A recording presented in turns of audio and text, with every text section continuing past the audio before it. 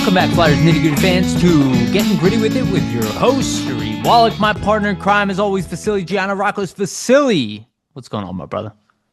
Doing well, Yariv. Midweek here. It's a bit of a weird week for me just being in Canada. We had Canada Day fall on a Tuesday, so I was working Monday, day off Tuesday, back to work Wednesday.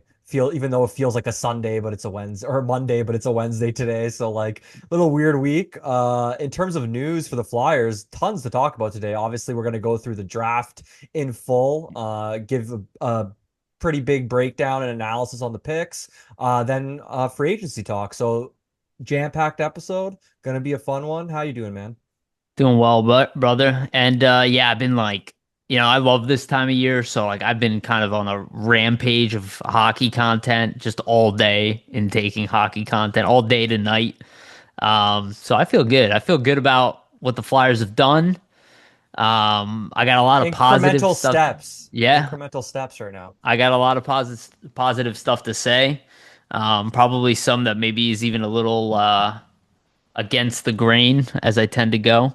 But I feel real good about what the Flyers have done, so I can't wait to get into this one. Not all good news today, and we'll get into that with the first news item, which is already broke amongst everybody, so you will already know. But we will discuss it. But yeah, I feel good, dude. All right, let's get into it. Let me get the boring stuff out of the way. Just want to remind everybody, please like and subscribe. Hit the notification bell for notifications. Get notified when we release these episodes so you can know when we do it on random days, sometimes Tuesday, sometimes Wednesday, sometimes Thursday. But we try to be at least consistent in that midweek point. Again, for the audio version, go to Spotify and iTunes. Give us a rating and a follow if you can. We have experienced some pretty good growth over the past couple weeks, especially 2-3 weeks. Thank you all so much. Please keep it coming with the likes and the comments. Love all the comments. Even if we don't write back, I just can't keep track anymore, to be honest with you guys. We do try to read them all, but it's a little hard to respond to all of them at this point. It's just things have ramped up considerably from when we started. So just appreciate you all. Know that we are reading and watching and listening, and just appreciate every single thing, every minute that you guys spend listening to us. So thank you all so much. Also, shout out to our sponsors, Jim's Steaks at 4th and South. Make sure to get yourself a cheesesteak from Jim's. They have one of the best, if not the best, cheesesteak in Philadelphia. Go to check out Jim's, 4th and South Street. They have one of the best, if not the best, cheesesteak in Philly. Once again, make sure to go get yourself a cheesesteak from Jim's. Also, shout out to Summit Public Adjusters. Go to them for your insurance adjustment needs. They will help you facilitate the process between you and your insurance company and make sure you get the best claim possible. Again, Summit Public Adjusters, 215-752-0560. And also want to give a brief shout out to our partner, SportsSpider.com. Guys, if you're tired of searching multiple websites for sports news, SportsSpider.com has you covered. They collect the latest articles, videos, and podcasts from around the web and organize them by your favorite teams. If you want to stay as up to date on our Philadelphia Flyers or the NHL in general, make sure to check out SportsSpider.com. The link to SportsSpider is in the description of both the video and the audio versions of this podcast. Check out SportsSpider.com. All right, let's get into it. So let's get the bad news out of the way. We were teased by Sanfilippo that there was some kind of news coming. I'll be honest with you, we actually got this news around the time he did. We weren't 100% sure if it was credible, so we don't like to really report stuff without it without us like being confirmed, because it's really hard. And you can see with the Shabbanov stuff, we'll talk about that too, it's really hard to be right. So like I do give credit to Sanfilippo, but I know a lot of people are dunking on him and all that. We don't know what was going on in the background. He maybe didn't approach it the best way.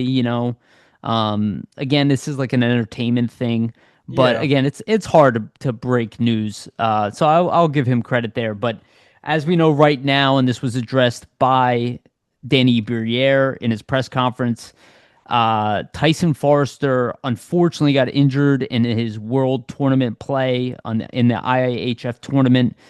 They believe that it was a minor injury. That injury, I've heard it's like a torn bicep, or not torn, I'm sorry, injured bicep, that they thought it was minor, but then he sustained an infection around the elbow area, I think, from my understanding. And Vasily, you can correct me if that's wrong. But they're saying that the injury could be anywhere between 3 and 6 months of healing because they're not exactly sure how it'll heal. They have to do a surgery to try to get rid of the infection, and now they have to see if that actually took place. So it's kind of like periodically assessing him. It's a big bummer, right? Like we all love Tyson Forrester. People know, listen, like I am incredibly personally, I'm very high on Tyson Forrester, and I know you love him as well, Vasili. Obviously, a big loss for the team. At the worst or at the best, he comes back in the beginning of the season, slow start, anticipated slow start. At worst, could be around like January. The good news is it's not career threatening.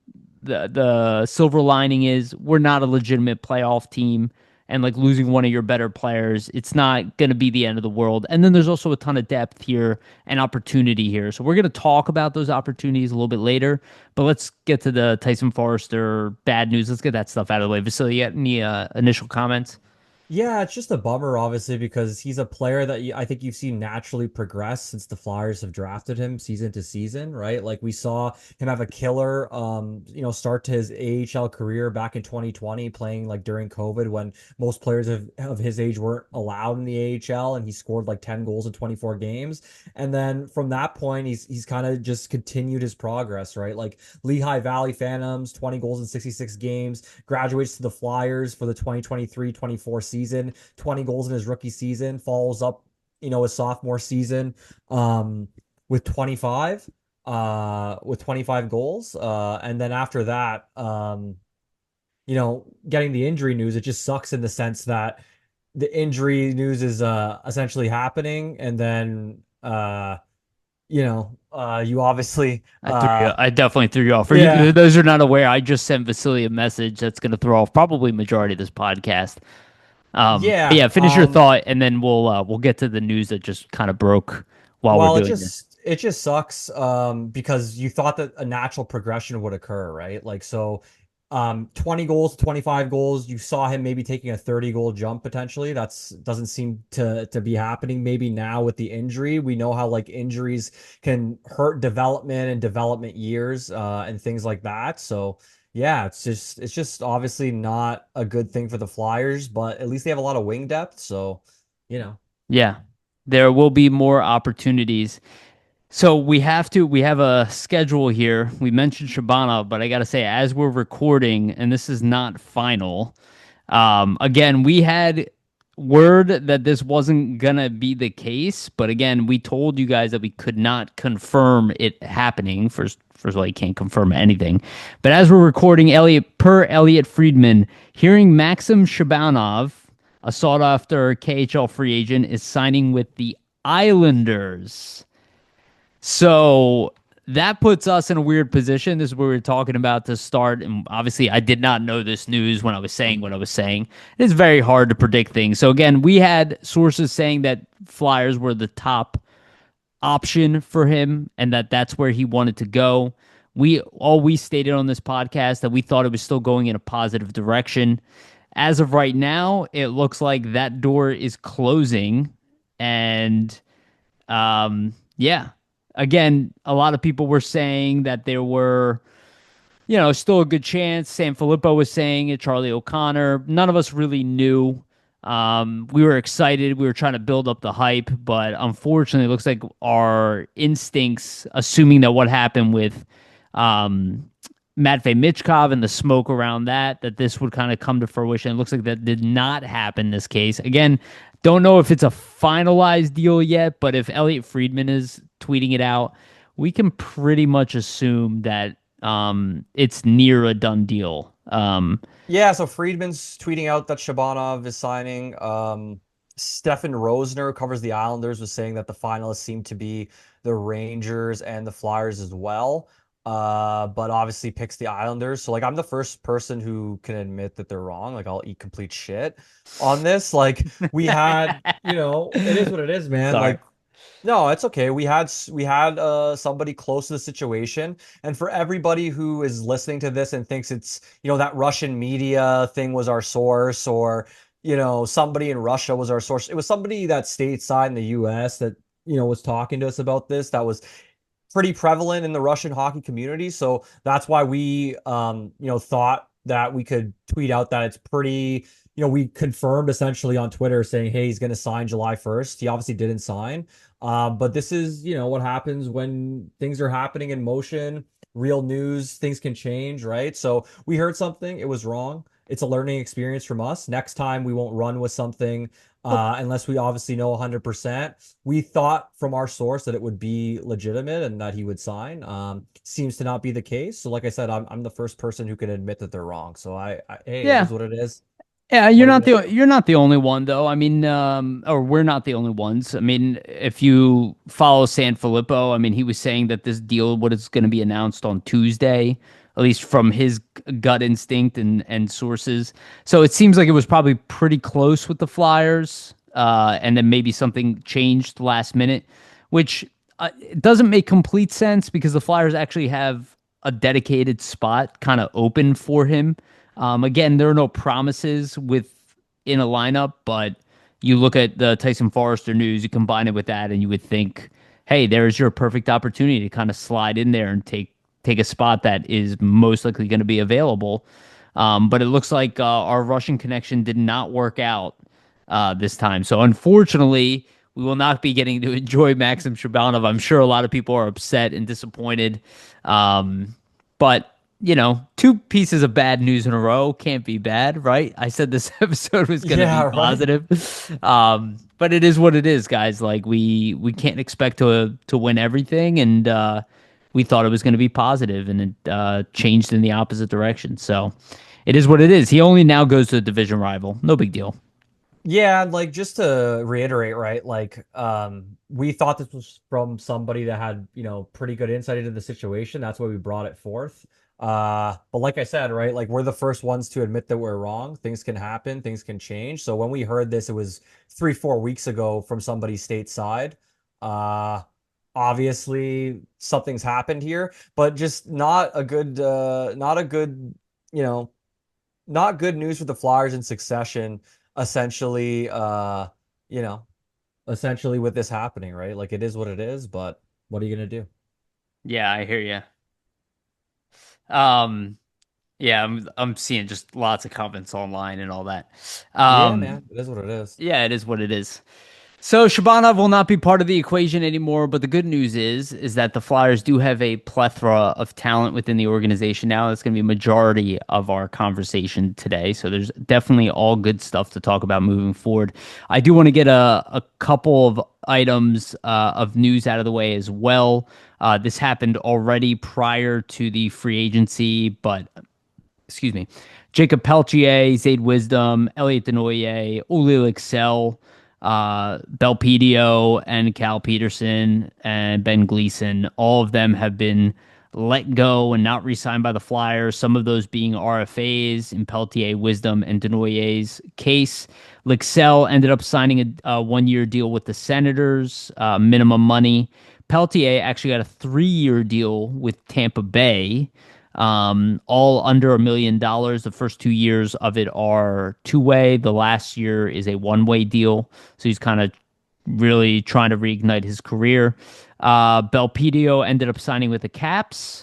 Cal Peterson, which I am shocked about that he didn't go over to Europe, he ended up signing with the Minnesota Wild, most likely a minor league affiliate role with him, maybe a backup or potentially even a starting role for them. And then Ben Gleason ended up signing with the Wild as well. So Zaid Wisdom is the one guy that I was surprised about. I thought he had an excellent turnaround from where he started. The only way I can really see this is like, yeah, the Flyers do have a bunch of depth and maybe they needed contract spots, but the way I kind of saw it, I'm like, he plays the type of game that they're looking to instill. He's not the biggest guy, and maybe they thought they have a lot bigger guys who play that role kind of coming in. So, my thought is maybe with Zaid Wisdom, they were kind of like, we got more of those guys coming in. We don't see necessarily a future with him with the Flyers over the next 2, 3 years. So they unfortunately did not re-sign him. I think that one, I don't know if it's going to end up hurting the Flyers or something. I'm not, 100% convinced he has an NHL future, but I did like Wisdom. I thought he had an excellent turnaround after coming in red hot, his play dipping the ECHL level. And then by the end of the year, this year in the playoffs. He was very good in the Calder playoffs in the AHL. And he also was scoring at a very high pace, like not, near like point 0.7, point 0.8 a game in the second half of the season as a Phantom. So a little surprised about that. And obviously, Lixell, he looks like he wants to try to make the NHL. I think the Flyers would have been happy to give him an AHL role because he's a very good AHL player, but he's a guy who probably wants more. So just going to another organization, see if he can find himself some ice time at the NHL level. So the room would have not been there for Lixell at this point. Anything you want to add on those players? Yeah, I just think it's clear that the Flyers are adding a lot of prospects to their pool. So when you just are looking at that naturally, you're going to need to free up space for some contracts. So a lot of that is what this is, right? A lot of new guys getting drafted, have to make room, for the prospects and the contracts that are going to be handed out to them. I was a little thrown off guard during the Forrester stuff, so I just wanted to bring this quote up. I wasn't able to read it out. So it's just on Forrester's injury. So he stated, he had an injury at the World Championships that wasn't supposed to be anything really serious. Came back here and there was some infection that set into the elbow, and then it just got worse. So he came and saw our doctors and decided they had to go in and remove the infection. What I'm finding out is it takes a long time for all the samples to come back negative, and that's what we're still waiting on. At that point, we'll reevaluate and see if more needs to be done, or if we're lucky enough that that's the end of it and you can move on and be ready for the start of the season, but there's no guarantee of that. We're sitting and waiting right now to see how serious it is or not. So obviously, once again, just to wrap up on Forrester, like I think it's a bummer just because we've seen him progress so much from year to year. I thought that this would be really a chance for him to be a top six type of player and cement himself. So it just sucks that there might be a potential that he misses up to 6 months. Hopefully, it's on the lower side and it is 3 months though, right? Yeah. But Yeah, I to want to your stay point, positive about it. yeah, but to your point, there's a lot of wing depth in the system, so there could be opportunities for other guys, especially now that they've removed some guys like a Wisdom that might have been like in the mix for some of those roles, like on the fourth line. You might have other guys step up potentially, right? So we'll see what happens, but I think guys that like could be in the mix, obviously, like if Forster is out, probably like a bump, Grabenkin, Well, we're maybe. gonna get into it in the Yeah, second half of the exactly. show. Yeah, there definitely is a good amount of play. And remember this, as you guys see, everything you're seeing, the Flyers are not slated to be like a Stanley Cup contender right now, right? We talked about this quite a while now, for like 16 to 18 months, maybe more. 2026 was always going to be the year. Again, you see it in the financials. We're going to go through the free agent stuff as well in the second half. You can see it in the contracts that were given out. Everything is slated towards this is where they believe they will be ready. So they're going to still make moves in that respect. And again, the Shabbanov would have been a 1 year deal. I just saw it. He had 2.5 million in bonuses as well. So maybe that's where the disagreement was in the bonus money. So not sure exactly how it'll play out, but we're gonna go through in the second half of the episode and talk about all the different scenarios with the lineup. For now, let's get back to positive stuff. So it has been pretty much widely praised that the Philadelphia Flyers had an excellent draft. Whether you are high on Jack Nesbitt or not, outside of him being probably the only controversial pick of the group, the rest of it was pretty much lights out. We did two separate videos, one on Jack Nesbitt, the other one on Porto Martone. The views for Nesbitt more than doubled the view for Porto Martone. And I don't think that reflects the excitement. I think it reflects the intrigue as to why the Flyers would, trade two first round picks to move up to 12th in the draft to draft Jack Nesbitt, who by the internet wizards was ranked either late first round pick to second round pick, where the NHL consensus and the media pundits with NHL connections, they all had him in that kind of 15 range. So while a lot of people thought it was a reach, it does not seem to be. So they traded up to get Nesbitt. Let's talk about Nesbitt and Martone. We don't have, again, those videos are pretty thorough. They're each 20 minutes long, so we did talk about them individually for quite a bit, but it is incredibly exciting to see what the Flyers managed to grab. I personally am one, I'm very happy with Porter Martone. I would also been very happy with James Hagens. I'm not going to say I wouldn't have been. I was very high on both players. I didn't think the Flyers would grab a Porter Martone. I never even considered it, considering he's a winger. But quite frankly, the guy fits the Flyer mold, like very much so. High impact player. Cannot wait to see what this guy is going to be like at the NHL level. Even if, he makes it this year or whatever, I don't expect him to light the world on fire, from day one. But long term growth seems absolutely exceptional. Now, Jack Nesbitt, he's the more intriguing of the two to me. I am very high on this pick. I was also very high on the Jet Luchenko pick after I had time to look into it. And just, I see the growth with Nesbitt from year one to year two. I see more than tripling his production in 1 year. The fact that he grew a lot. When I kind of see the Flyers taking picks, I see a mold. I see, I don't see a definitive product when I look at a prospect. I go, what can he be? And when I look at a guy like Jack Nesbitt, it reminds me of a guy like Keith Primo, right? He wasn't like an amazing skater. He wasn't, the fastest guy, but he was big. He was strong. He was very good in all situations. He could win faceoffs. He was rugged. He had very high compete level. He had captain level material personality. And that's kind of what I see from Jack Nesbitt, and that's what really excites me about it. Maybe he won't be a number one center, though. You could argue that Keith Primo wasn't a number one center, but we used him as such. It doesn't mean he can't be a high impact player. And the more you think about it, a guy who's a 2C in the NHL, he's worth as much as a first line winger a lot of times, especially like in a trade specifically, because 2C is, the third toughest position from a skater standpoint. You have like your 1C, your 1D, and then you have your 2C. Those are like your three most impactful roles.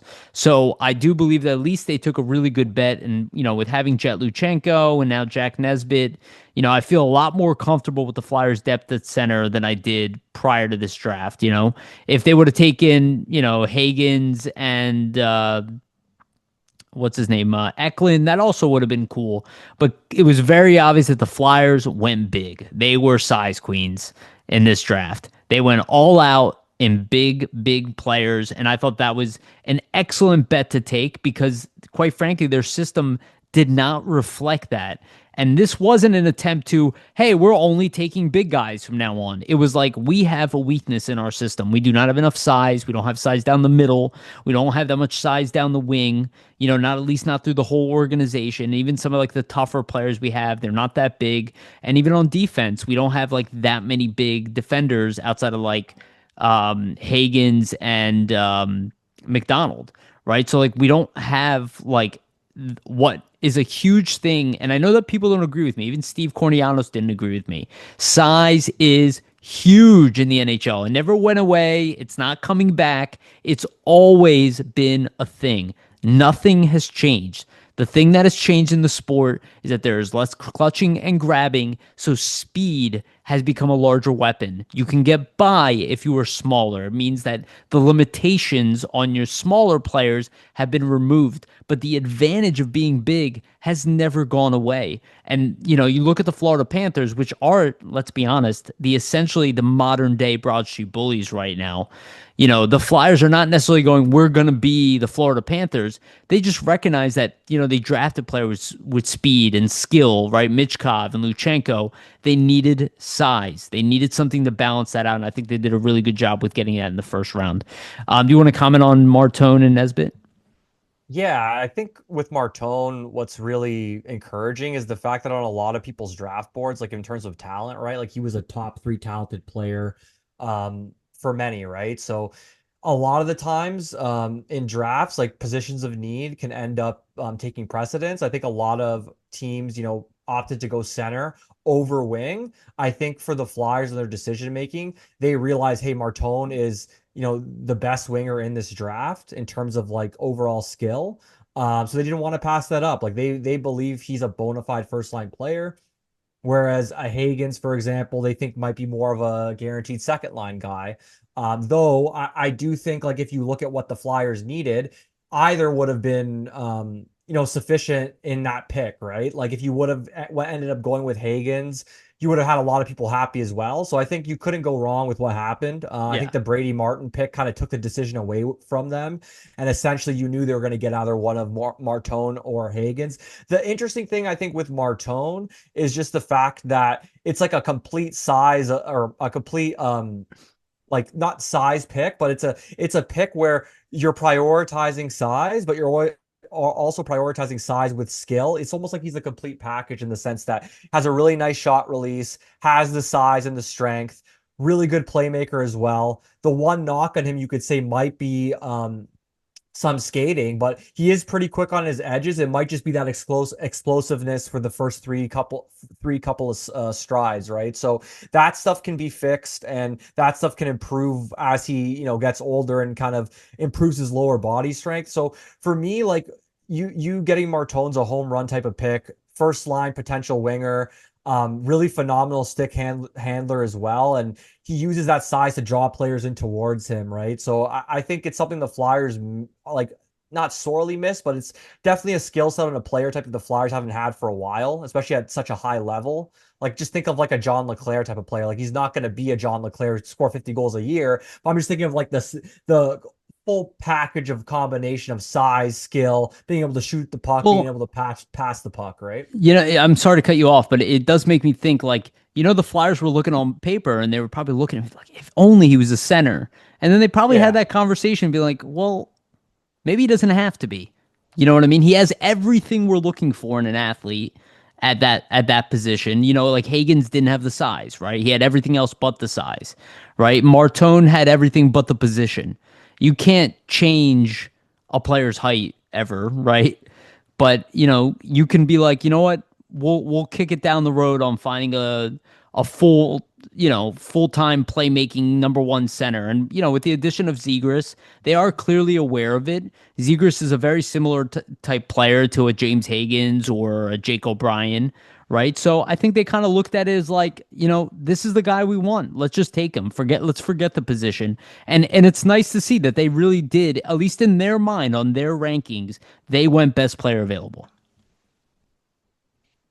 Yeah, no, I agree, right? Like they were looking at it in a situation that he was the best player on their board, and that's why I don't really have a problem with it, right? Like when you're looking at an established scouting staff determining who is the best player here and why, I think you have to trust your scouts, and that's obviously what Briere did. Now, if you look at the Nesbitt pick, I think that's more of a risk, just in the sense that you're not exactly sure what he's going to turn into at the NHL level. Like he may never become that 2C for you. That's your ultimate goal, that's going to happen. But it's not necessarily the case. But I think just because there was a lot of other teams interested in him, and that was their guy, and that's who their scouting staff kind of identified in that place for like another pick as a center. I think that's the reason why they made that trade, right? You had Vancouver potentially interested. I believe there was a rumor, even though they select Braden Coots. There was a press conference with Detroit, Bear. Nashville. Yeah, Detroit also being interested. There's a press conference with Barry Trotz where he said there was, they were trying to trade up, but another team ended up beating them out on the trade. Inklings are that was the Flyers for Nesbitt. So when you have a lot of teams involved, that's what the Flyers felt like they had to make a move, right? Because they know if they didn't actually do that, the player was no longer going to be there. So I think they made their move and targeted the guy that they wanted. They kind of were aggressive in doing that, and I commend them because they trust their scouts and they trust the fact that their scouts targeted Nesbitt for a reason. And you have to look at it too, like the skill is there for Nesbitt. He showed like some of his stick handling today in development camp and some moves that he can make, in close. He's a good net front player. I think the big knock is the skating, right? Like the skating looks really ugly for him. It's something that the Flyers have corrected in the past, and they have confidence they can do that. So yeah. Yeah. I think it will be corrected. I don't fear the skating thing like other people's do. Again, because I look at these guys as all as a work in progress. Outside of the usually the top three, maybe top five picks in a draft, most guys are a work in progress. And Porter Martone's skating's been knocked, but it's not bad at all. It's just his top speed needs work. And we did hear from Riley Armstrong today that he believes that it'll be resolved just by adding pure strength, and that larger players like they literally suffer from this more than a guy who's like 6 foot tall, like a James Higgins, right? That their natural speed can flourish at an earlier age than a guy who just grew 4 or 5 inches over the past few years. So, it's interesting to see how these guys develop. I am very high on the Jack Nesbitt thing. Like my whole thing is like I am looking for guys who can play against, I say it all the time, who can play against the best players in the world. And if you listen to that Matthew Schaefer interview where he's asked who's the toughest players to play against in the OHL, he names Jack Nesbitt first, and then he named Martin, right? And you can see Nashville went for both of those guys. You were looking for guys who can play against the best players in the world and come out on top, right? And that means physically be able to shut them down, be able to physically take them in the corner, be able to set up plays. I really like what I see from him, right? So I am personally very excited. We have not had a center like this for a long time. And, even if he just turns out to be a second line center who puts up 65 points a year, right? That's still a great pick at 12. You don't typically find a first line center at 12 in the NHL. We have no idea exactly who it's going to develop, but I feel good about it. Let's get on to the second round. So the second round I thought was just pure masterclass. And for all the people complaining about trading the 22nd pick in the draft and the 31st pick in the draft to move up to 12, not only did the Flyers get an additional second round pick and move their third round pick up in the draft, they also managed to sign 3 guys who were, by internet standards, were slated to be guys in that 22 or at least 25 to 32 range. So for all the complaining about, they gave up 2 first round picks, they drafted 3 guys who were essentially late first round pick caliber players. So like that's what I also don't really understand is why all the complaining about giving up the assets when they made up for it in the second round as well. And what a strong second round it was. So the first one's Carter Amico, played for the US NTDP. Unfortunately got injured, hurt his knee. Broken kneecap. Yeah, broken kneecap, which sucks. From my understanding, and again, I have not seen a ton of these kids. I watched some footage on them. I'll have a much better idea of these players, moving on in the future. But Carter Miko was like stay at home with really good mobility defenseman, the biggest guy in the draft at 6'6", already at 225 pounds at 18 years old. Good shutdown guy, has the ability to get the puck out of the zone, can move really well for a big guy as well. He's not a dynamic skater, but pure speed, he has it. From my understanding, this guy could have gone anywhere as high as 20 in this draft if he wasn't hurt. So the Flyers opted, because they had 4 second round picks by the end of it, that they opted to go for Carter Amico because they could take the risk if it does, if unfortunately it doesn't work out with him. But it does remind me a lot of Sam Morin, right? Another guy that we had with a lot of size and skill, at least in front of the net, the ability to clear the crease. We really needed a guy like this, especially at the NHL level. Like we do have Rasmus Ristolainen, but outside of that, we don't have anybody with that type of size. Like, Nick Seeler is a big dude. He does a good, admirable job. But from what I understand, Amico could be a top 4 defender in the NHL. So I absolutely love this pick because defense is not just about offense. It's about playing defense in your own zone, penalty kill, blocking shots, winning battles, suffocating players in the corners. I don't know. I'm just super high on this pick. He really the more I learned about Amico, the better the pick was. Yeah, I like the Amico pick just in the sense that before the injury, he was projected to probably be like a first round option, right? Like Yeah. he was a player that could have went in a round where Kashan Atchison got drafted, something like that. So just the fact that you could get a guy that had probably first round level value and he only really dropped due to the injury. Obviously, there's always risk with the injury, but he was at the combine, everything healed properly, and he should be back and ready for next season. So that's the benefit, right? That you get a guy that could have been first round quality, early in the second round. You probably wouldn't have been able to take him if there wasn't this injury. So I think the Flyers saw that and they kind of pounced on it. And obviously their scouts really liked him. I think the intriguing thing is just the size, right? He's already 6'6", 232, and he's only 18 years old. That's crazy. It's crazy. He's still going to fill out a bit more probably into his frame and even get stronger. So it's really interesting to see like what he can do from a physicality standpoint. I've watched some tape on him, and in terms of like his tools, right? He's a really physical defender, has a mean streak, can put force some devastating body checks. Also a premium position. Like we know that right side defenders are a premium in the NHL, so the Flyers kind of draft their own right side defenseman here in the hopes of developing him into being that premium type of asset down the line. One big thing with him is he's 6'6", but decent mobility, right? Like that's usually the knock on guys that are 6'6" and super big is not always the greatest skaters, but for his size, he's a pretty good skater. And what makes him very intriguing is that he can shut down opposing players really easily in one-on-one Yeah. battles due to his size. So Yeah, loved that about him. Really, really high on Amico. The next was Jack Murtaugh. Again, another guy who I've seen him as high as like 25 in the draft. Really good shooter, kind of semi power forward, can play the center, can play wing. Also, American USNTDP program initially. Um, really like this player. Perfect second round pick type of player. Has offensive upside. Seems to be, this is more that third line guy where everybody keeps saying like Nesbitt is for sure a third line guy. I don't see that with Nesbitt. I see a top six forward there.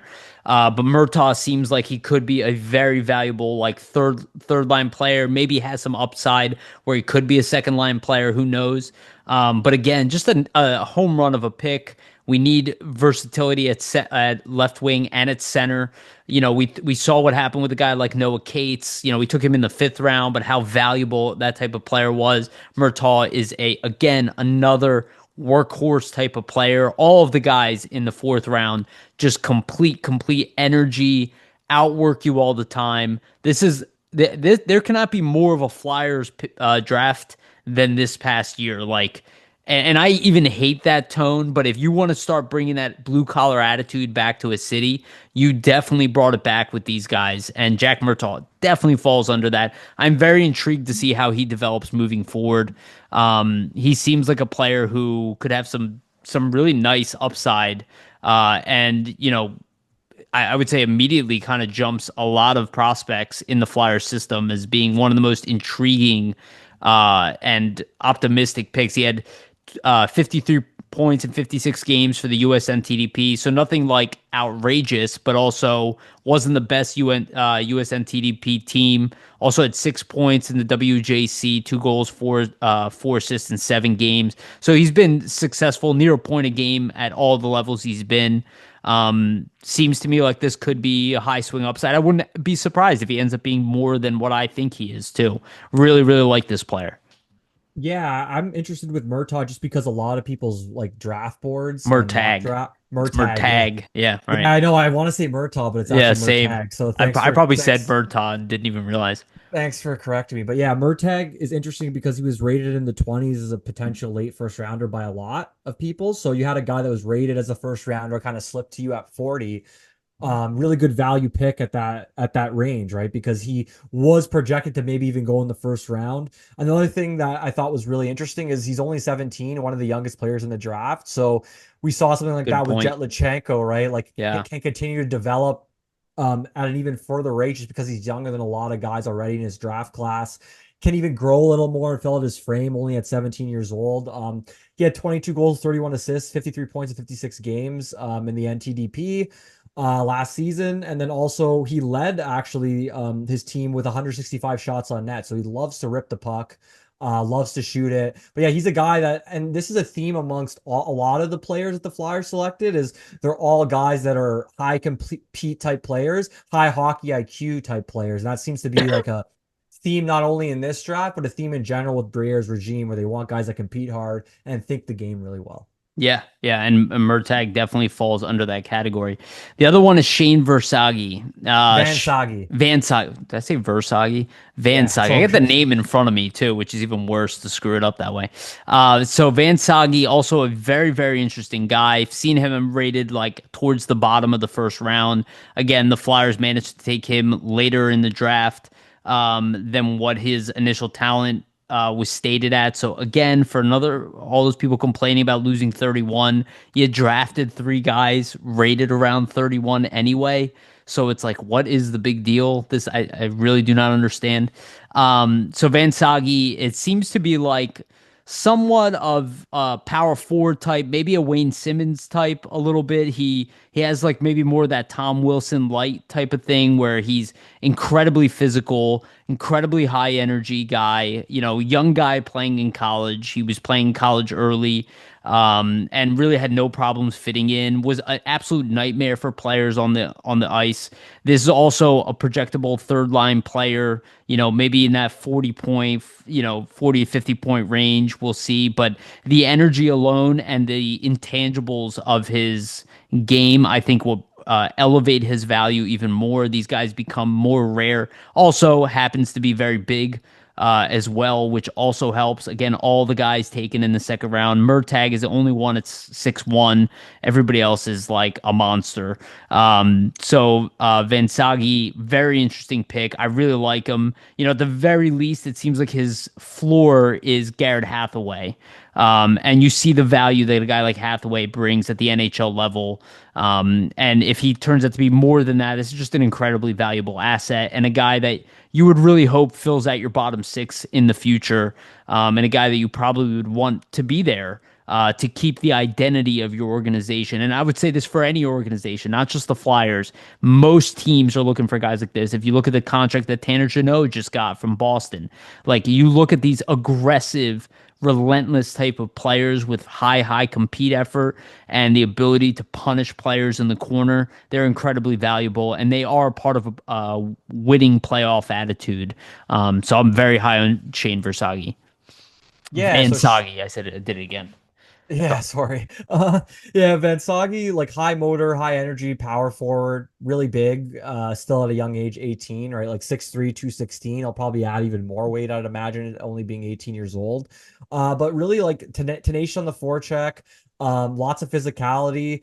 A lot of his traits are already pro ready, like the way that he plays the game, very north-south type of player, likes to bring the puck out of the corners towards the net, likes to just bring the puck to the net in general. I would say a good Also thing a with Vic. theme of this draft. Yeah, Lots of yeah. net front presence. Lots of net front players, guys that aren't afraid to bring the puck to high danger areas. Definitely a theme, along with the size, right? One comparable that I saw getting thrown around that I think makes a lot of sense is like a Marcus Foligno type, a guy that can score like 15 Sure. goals for you, but Yeah. really brings that energy and size. It can be a physical presence as well and grind along the board. So. Yeah, yeah, very nice draft pick. Again, he only had 6 goals, 10 assists, 16 points in 37 games, but he's 18 years old playing at the college level. He turned 18 in October, so similar to Made the Lat jump quickly. yeah, so Yeah. similar to Porter Martone in the age, but he made the jump, fit right in at college level. I'm very interested to see what kind of season he can have at the college level this season. Will he be closer to a point a game guy? Again, we're gonna have Steve Kornianos on here next week, and he's gonna give us a more educated uh, breakdown of these players. And the last one in the fourth round, and this is a player the Flyers very smartly traded back from 36 to 38, moved their third round pick up to 57, which I thought was just absolutely brilliant. And I don't think Briere necessarily deserves to be named as one of the best GMs in the league. Again, you have to have a winning record and he has to actually complete it. But the moves that Briere are making, they're incredibly smart. Whether you agree with them or not, it's hard to disagree that he has done a very admirable job accruing assets, being smart with his trades, getting the most bang for your buck. I mean, to move back 2 spots and to jump a third round pick to a second round pick, like really, really impressive stuff. And they ended up taking Matthew Guard. So Guard played on the Red Deer Rebels. Rebels. He had one of the worst teams in the league. They were. It seemed like their team was kind of hampered by injury quite a bit. Most of their best players did not play majority of the year. He did lead the team in goals, and he did lead them in points. He was, I think, third on the team in points per game because two of their best players were not really involved. He had 19 goals, 17 assists, which on the surface level doesn't look that impressive. But when you think about the fact that his team was pretty much on defense majority of the time, pretty impressive. Again, 6'5", again, big guy, good skater, High compete level. Might not, turn out to be more than like a bottom six player in the league, but a definite bottom six player in the NHL. Maybe even a third line player, and could be another one of those like Van Sagi guys that are just a pain in the ass to play against. Will get in your face. Will be able to chip in maybe 15 goals a year at the NHL level. So I'm really interested to see how he develops. We'll see if the Red Deer Rebels improve as a team next year. That would up his production. I would assume if they were healthy and a better team, he might have been more around like a 50-point guy in 66 games. But we'll see. Because again, he had like no assists, 19 goals, 17 assists, right? So he is a more defense specialist type of guy. But I love this pick as well. And at the very least, if he becomes just a really good fourth line center, I still think it's a big home run of a pick. And I think he has more upside than that. Again, when you're drafting these guys, you don't know exactly where they're going to end up. You hope that they exceed your expectations.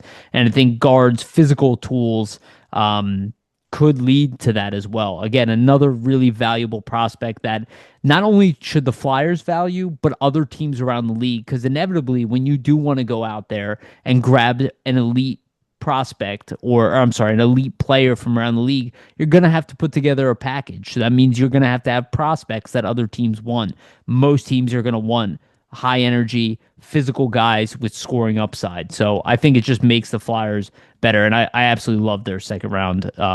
Really. And I think old school Flyers and new school Flyers should love this second round for the Flyers. Well, the thing is with these picks, right, is it's guys that with size, but it's also guys with size that have skill to their game. It's not just the size factor, and that's the important thing. Right.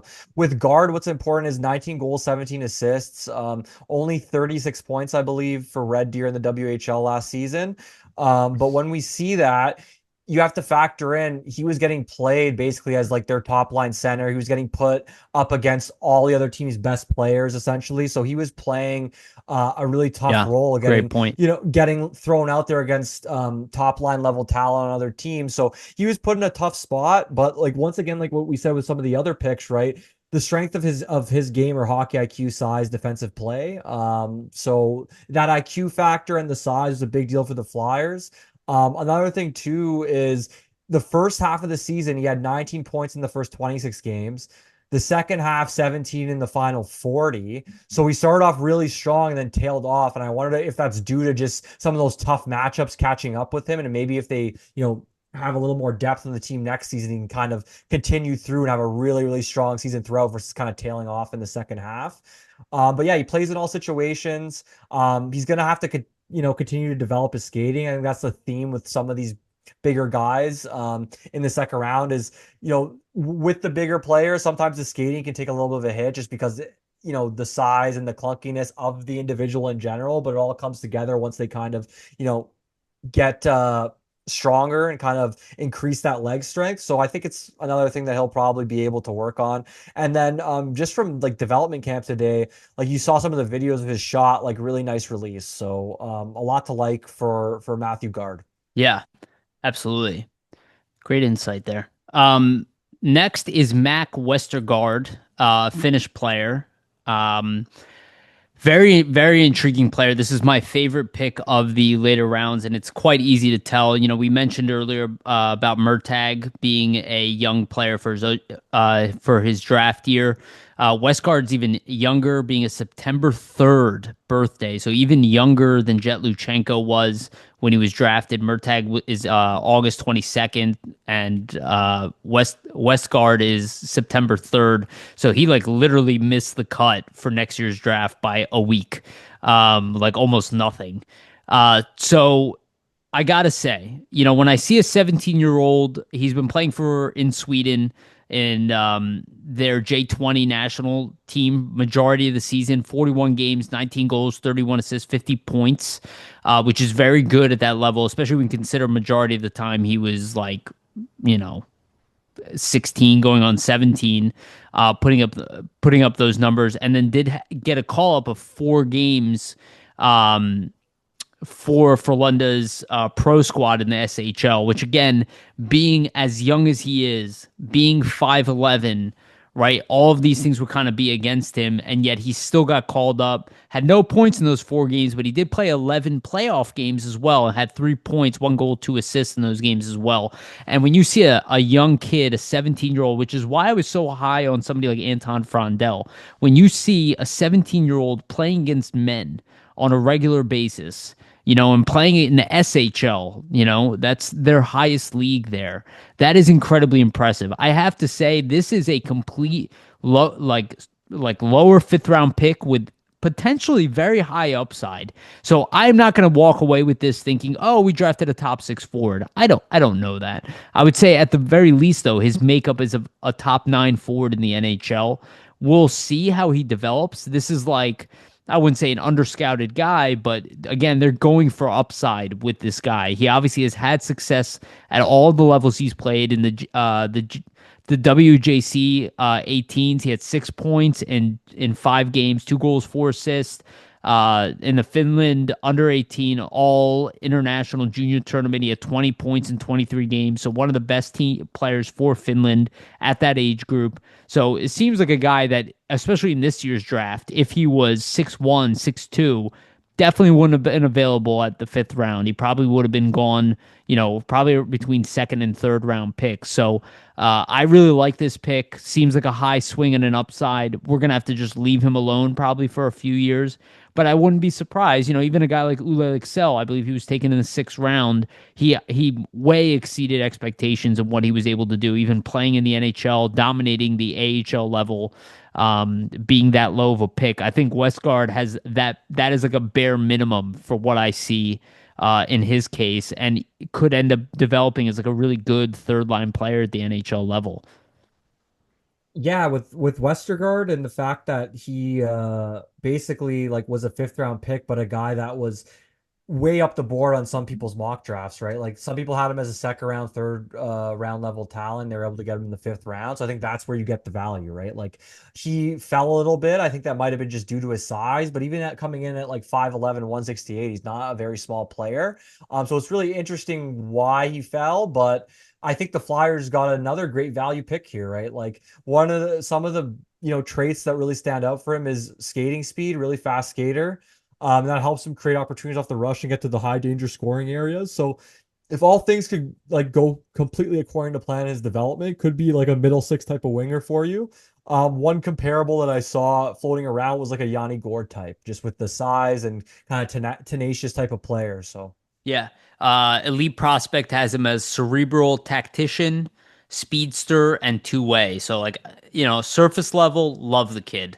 And this is the exact type of guy I would love to take in the 5th round. Like a guy who, he took a hey, swing, yeah. yeah, it's a swing. He might not turn out to be an NHL player, but if he develops, gets size, maybe even grows an inch, considering he's young for his age, this could end up being a really sneaky pick. Like some of these guys end up being top 6 forwards in the NHL, and on the surface level, it seems like that potential is there. Not likely, but the potential to be a top 6 forward is there with his offensive abilities and his speed. So for all the talk about the skating and size, Flyers kind of went out of the way 5th round and swung on upside, and I really like the way they approach this draft. The next one is Luke Vluzwick. Um, Now he seems to be more of just like a gamble. Again, another player from the Red Deer Rebels.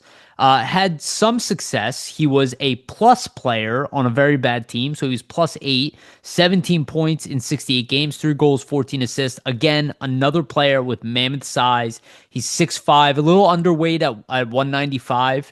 But this seems also like a swing in the same swing they took on somebody like Hunter McDonald, right? Big thumping defenseman. If he can develop in the right way, maybe he can be a bottom pairing defenseman at the NHL level, get in the way, block shots, beat guys up in the corner. I think it's a good swing to take. You don't know what's going to happen with Amico or even some of the other guys. And we saw it already with McDonald, it's already paid off. McDonald, while he is not a surefire NHLer or an amazing guy, this is a 5th round pick, right? So you take a swing on a big defenseman, hoping he can turn out to be an NHL stay-at-home defenseman. I see nothing wrong with it. And again, I like when they go for guys who are not on good teams but excel in their role because you wonder are they, a victim of consequence a little bit where if they were on a better team, would they have been ranked higher? Would they have had more success, better production? So we'll see how he develops as well, but have to keep on him, keep an eye on him and guard over there at the Red Deer Rebels and see how they develop over time. I would say he's more of a swing betting on his physical attributes, but not a horrible swing to take considering you don't lose much drafting him in the fifth round. Yeah, Vluswick, right? Like fifth round pick. Once again, size another theme, 6'5", 200 pounds. The key component, like I had mentioned, is the size. That's why the Flyers really went with him. Using his size and board battles to retrieve those pucks to the defensive zone. Um, we have to note as well too, like with that 6'5" size, lots of reach. So like when you're that big, you can really use your stick to break plays up in front of his own net. So that's a lot of what is a part of his game. But the size and even the mobility with the size, like once again, a guy that's 6'5", but not like a terrible skater or anything like that. That's always a really good sign, right? Because that's a big thing for defensemen in the NHL right now. Can you be effective, but also have mobility and size and physicality to your game? So that's one thing that he does have right now is some mobility. So it'll be an intriguing pick in the fifth round, kind of a project with these bigger guys, especially in later rounds. There's a lot of tools and things in their game they need to round out, but he's a guy that probably has like bottom pair NHL upside, like a third pair type defenseman. Yeah, for sure. And the last guy is Nathan Quinn. Nathan Quinn ended up being the sixth round pick, 164th overall.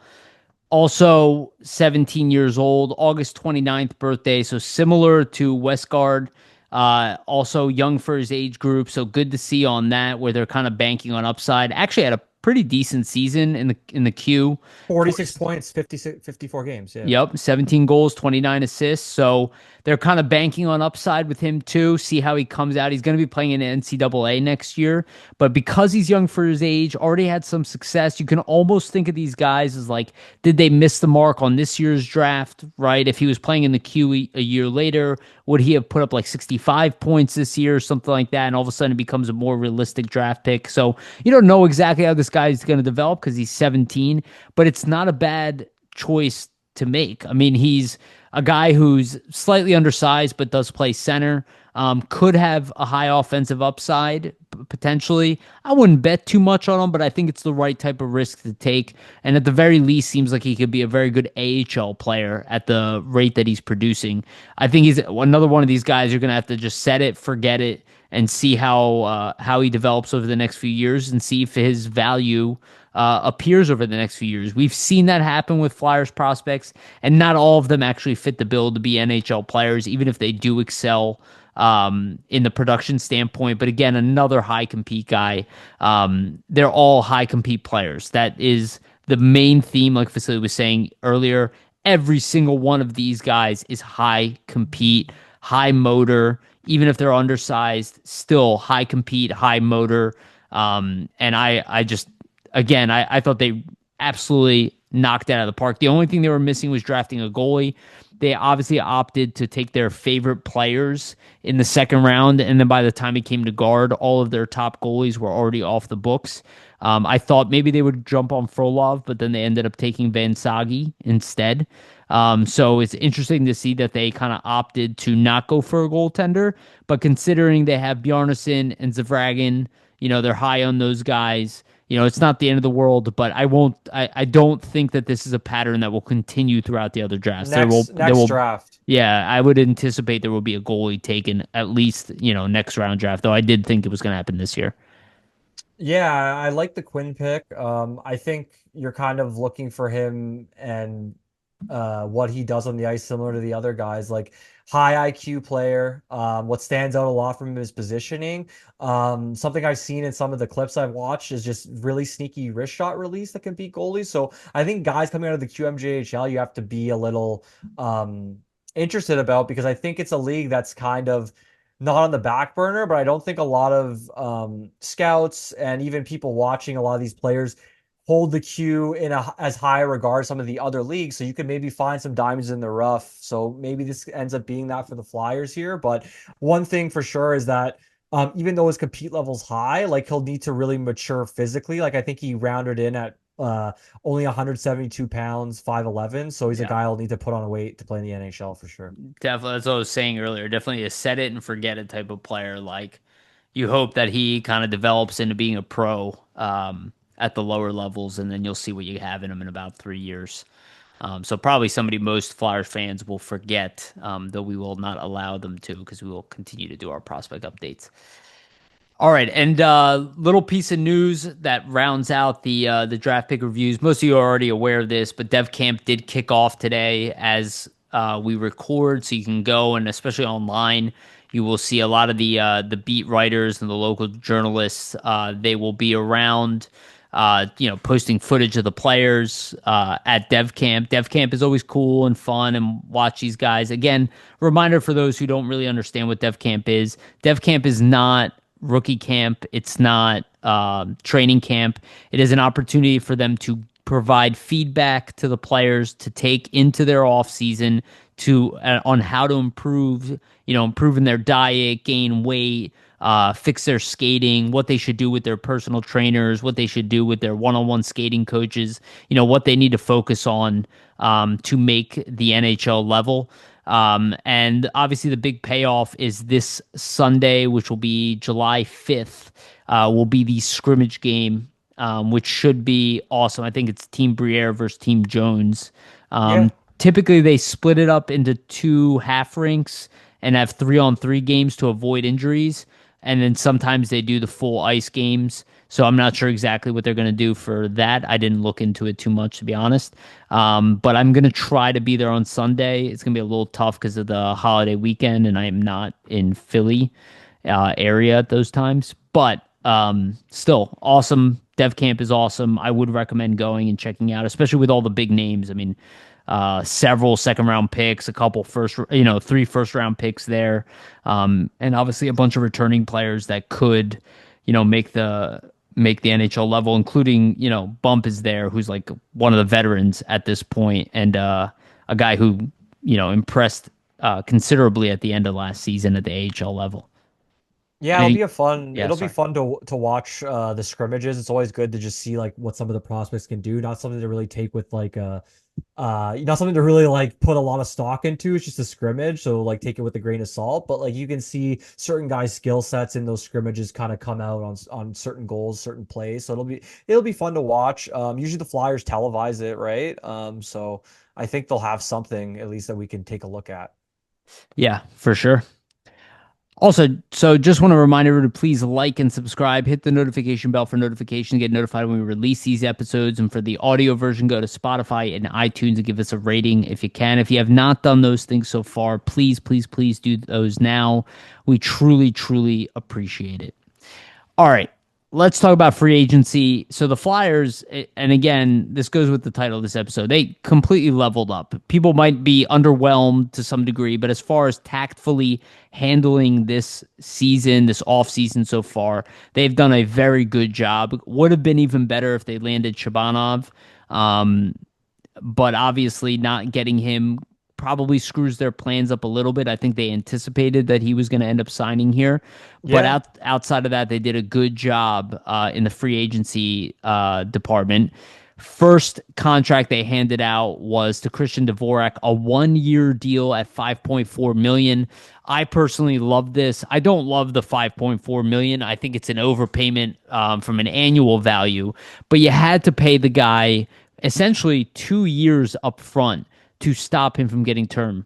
The Flyers did attempt to do this under Ron Hextall back in the day, where they went for Paul Stastny, who was a free agent at the time. I believe they threw a 2-year, $8 million a year deal at the Turn it guy, down. and Yeah. he turned it down, opting for term. So it shows you how important term is, especially for guys like Dvorak, who is 29 years old. Right, it's not the end of his career. He doesn't want to leave all the time, but in his mind, nobody's going to offer him that kind of money up front, right?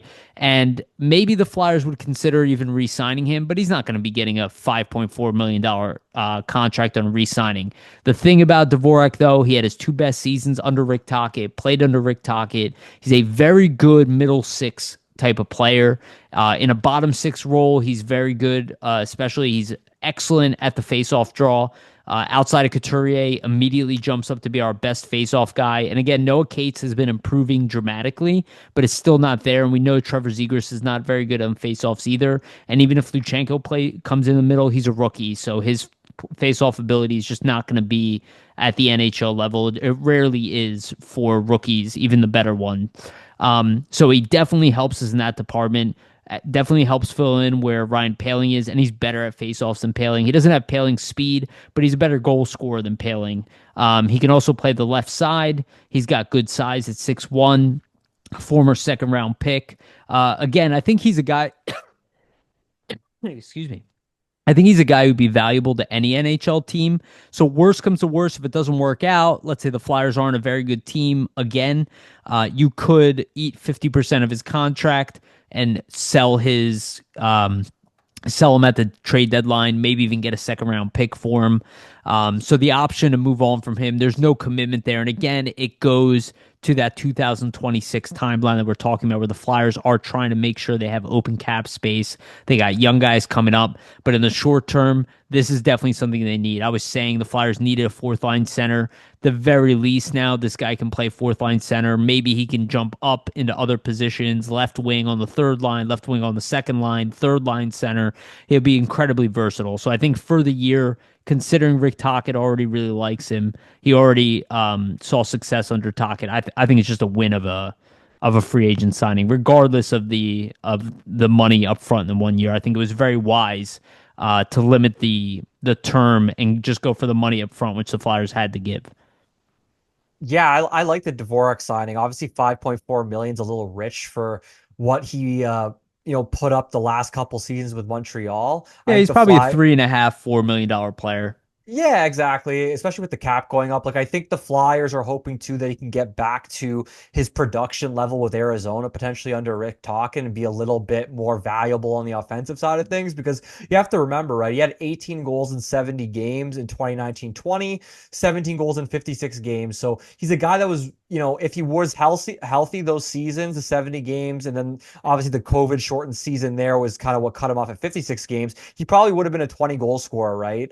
So maybe that's a guy they targeted and they think, hey, under Tocchet and with the way that Tocchet will kind of deploy him in certain situations that might be beneficial to the way he plays, might get more goal scoring skill out of him moving ahead. What I really like about the signing is just the term 1 year deal.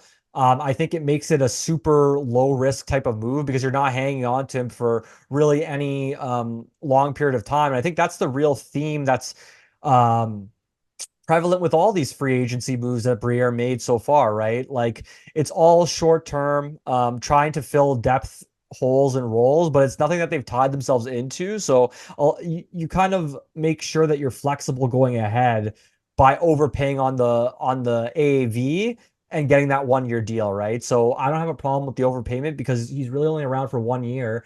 And it's a prove it type deal, right? Like there's a chance he plays really well and really provides like what you need in this role, and you might even resign him. So you never know what's going to happen in terms of the contract going ahead. But I like it, and I think it's good to shore up some of the center depth, especially on a 1 year deal. Because if you didn't bring him in, I think internally it would have been probably hard to fill that role. And then if a center gets injured, then you are really in trouble heading into next season, right? Or even throughout the season if somebody gets Yeah. hurt. Your depth really was not there at all. 100%, bro. 100%. It's crazy how good he was at the OHL level. In his draft year, he had 41 goals, 68 assists, 109 points in 66 games. Then 121 points in 59 games the following year as a captain of the London Knights. Came into the NHL, 35 points pace in 82 games. He had 33 and 78. Really it looked like he was going to be like a 70-point player at the NHL level. Never hit that. Has been primarily like a 35 to 40-point guy, with injuries somewhat being an issue. So I do wonder if maybe there's some more untapped offensive potential there. Maybe he can get closer to that 45, 50-point pace under the Flyers playing a larger role. We will see. But it's nice to have that versatility there, like Vasili was saying. I think very important. All right. The other one was the big one, Dan Vladar, goaltender out of Calgary. Primarily, he's been playing Oh my God. A partnership role. What am I thinking of? What the word is escaping my A brain. tandem, a Tandem. tandem. Thank you so much. Wow. Brain fart. Tandem role, primarily never really played above 30 games. So health is somewhat of an issue with Vladar. That is a risk. The good news about him, he's a big goaltender. He's 6'5". He's 27 years old, turns 28 in August. So he's not an old goalie. Maybe there would have been somebody else, but apparently the news is that he wanted to come here to Philly. Had very good success at the AHL level. Was better when he first started. Has a winning record. Also played very well down the stretch for Calgary.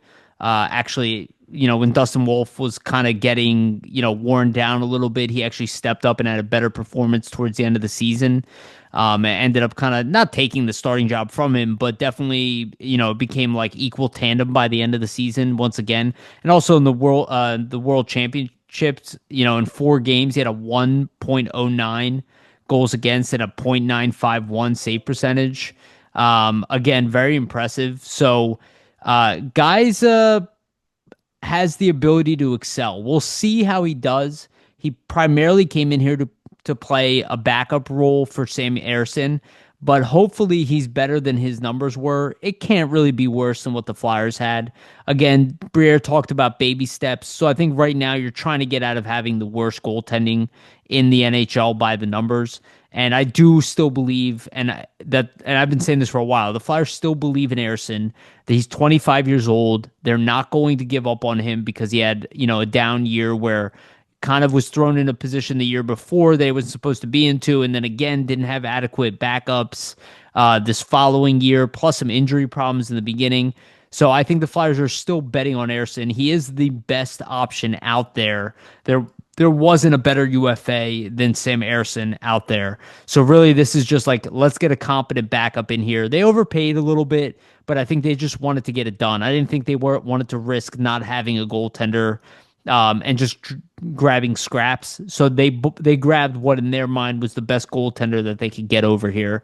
And again, 2-year deal, a little longer than I think the Flyers would prefer, and probably even a little bit more money now with him and Fedotov. You got $6 million plus towards a backup position at the NHL level, and Ersson is making like 1.5 or something like that. Yeah, yeah. So we'll see how they adjust to it in the future. I don't think it would be an impossible contract to move if they need to move Vladar in the end.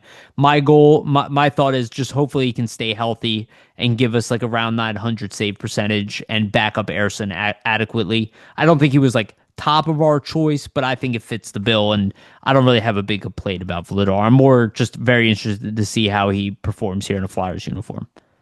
Yeah, before I get into Vladar, I just wanted to mention one thing on Dvorak that I forgot to bring up. Yeah. So this is from Kevin Kurz. So shout out to him because it's a really great bit of information. Okay. So with Dvorak, he did have other offers on the tables for multiple years with other teams, but Kevin was told by multiple sources that the Flyers were his preference from the start.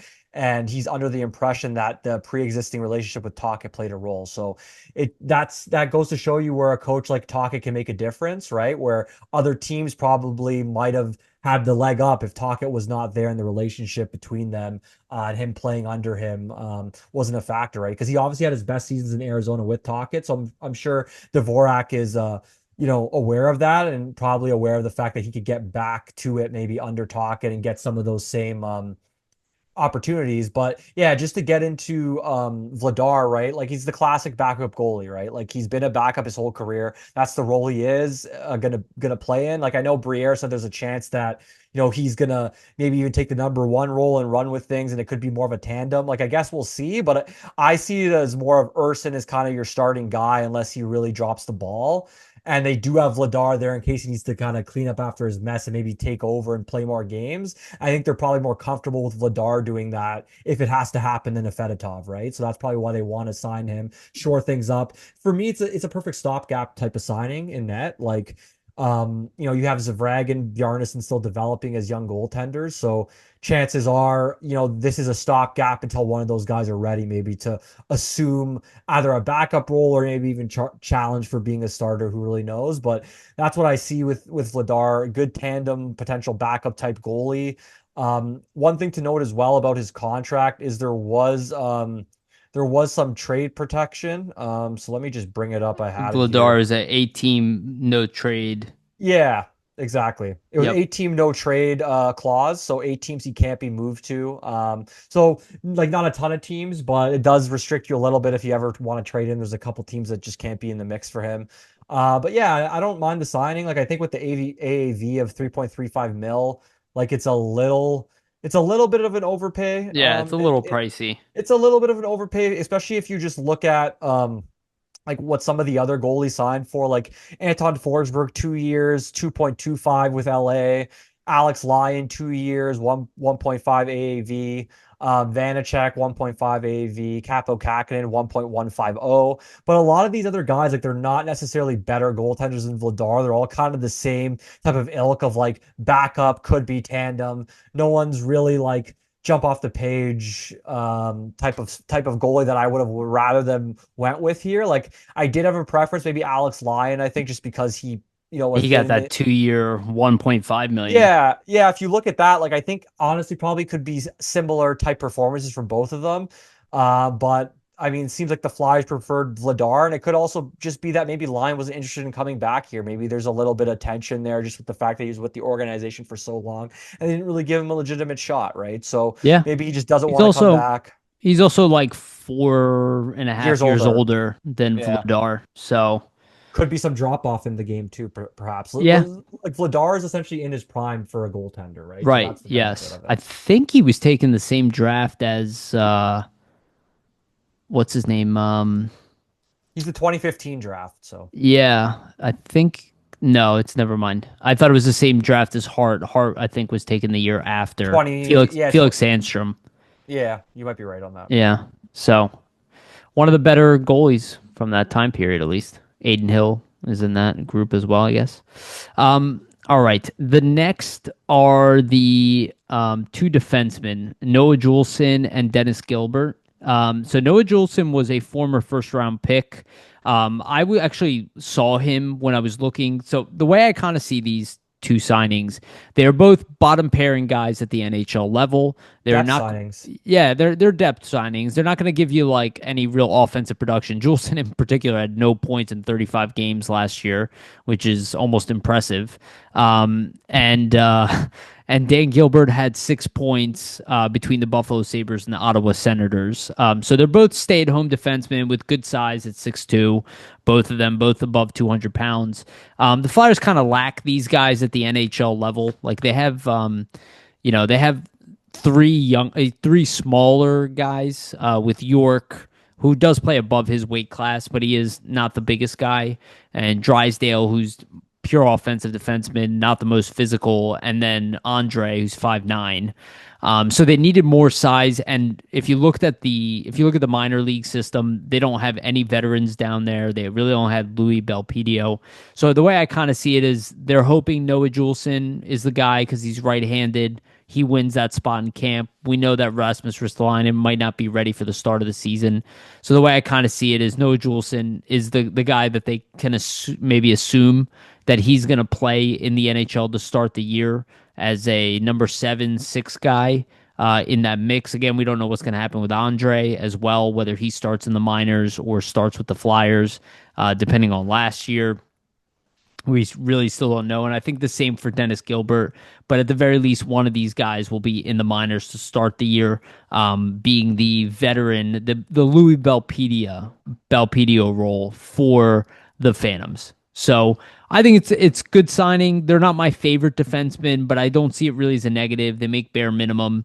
They're easily slidable into the AHL. I see them as more AHL guys, especially when the Yeah. Flyers are healthy. But I think it's a good idea to have these guys available because you always kind of need something like this at some point during the season. Yeah, they both played in the NHL, both have NHL experience. Like Juleson obviously was with Tocchet in Vancouver last season, so there's familiarity there, and he used him Yeah, quite a good bit on the point. third pair. Yeah, So that could be a guy that he's just comfortable rolling on the third pair, physical, knows what he brings. It says, hey, if we need a seventh defenseman, this is a guy that can be rock, steady for us in that role. So I look at these guys like Gilbert and Juleson as literally seventh defensemen, and also a bit of insurance if Ristolainen is, still hurt. Maybe they want, both of them, for example, just in case another injury happens in training camp, right? Because then if you're down two defensemen, you have two defensemen that could step up and potentially replace them. So that's what I look at it as. It's more just kind of covering yourself in case there's another injury on top of Ristolainen here. So that's why you get both of them instead of just one, for example. And to your point, right? Like the contracts are not lucrative at all. Like I'm pretty sure what for Juleson it's 900K, for Gilbert it's 775K. So you can completely bury it in the AHL if both of them don't need to be up and everybody ends up being healthy. So I think good depth signings, seventh type defenseman. You'd rather the Flyers go out and sign somebody than rush a prospect into having to, right. be the seventh defenseman and not really play. Or, for example, have to rush into NHL time, and then it hurts their development. Like with these guys, they might not be the greatest defenseman in terms of overall play, but at least if you have to put them out there on a night to night basis, you're not ruining their development, like in doing that with a young player that might not be ready just Yeah, because you've been troubled with a bunch of injuries potentially that might hit you out of nowhere. So this kind of yeah. saves you from that and being put in a bad spot where you might have to trade for maybe a depth defenseman to kind of stop the bleeding and, have those younger guys take those roles. So it kind of avoids that for you. And yeah, just good depth signings. I have no issues at all with them. Yeah, and it's really nice because you have Hunter McDonald and Helge Grans down there as well, who are both guys who could be called up to the NHL level. So it's just extra insurance type of Yeah. moves. Also, Um, too, Yariv, to add, it's like a competition type of thing, right? yeah, Like you're not just gifting those guys spots. You're like, hey, these guys have played in the NHL. If you want to earn your this guy spot, was a first round pick. You know what I yeah, mean? you got to outcompete them and have a competition. And if you guys do play better than Helga, you're going to be the seventh defenseman. So it all creates internal competition, right? Yeah, which I think they need on the back end because they don't outside of Bonk, Andre, Grans, McDonald. They don't really have and Samson as well. Like it's not like they have like a couple first round, blue chip prospects down there like they're just dying to call up, right? Outside of Bonk, really, everybody else is kind of like, hey, we want you to battle. We don't know if any of you are surefire NHLers. Bonk's the only guy, and Bonk is 20, right? So they're not necessarily trying to rush anybody in. So I would not be surprised though, Vasili, if Helge Grans ends up taking both of their spots. Like if the Flyers need a guy and he beats them out, I wouldn't be shocked. Just because of how well he played last year, and this is a year later. So I'm rooting for Helge Grans to take one of their spots. But you said it perfectly, assuming that, what if Risto's healthy, I'd much rather have a guy like Juleson sitting at the NHL level in the press box than Grans, right? I prefer Grans playing at the AHL level, playing 23 minutes a night, whatever, 24 minutes a night, being like their top defender. So we will see what happens. But again, theme of size continues. The last one is a pure AHL signing. Lane Peterson. This guy's a undrafted player, but was a good player at the AHL level, around a point per game player. This is your Ule Excel replacement. He does play center position, which is really nice. He's 6 foot, right-handed center.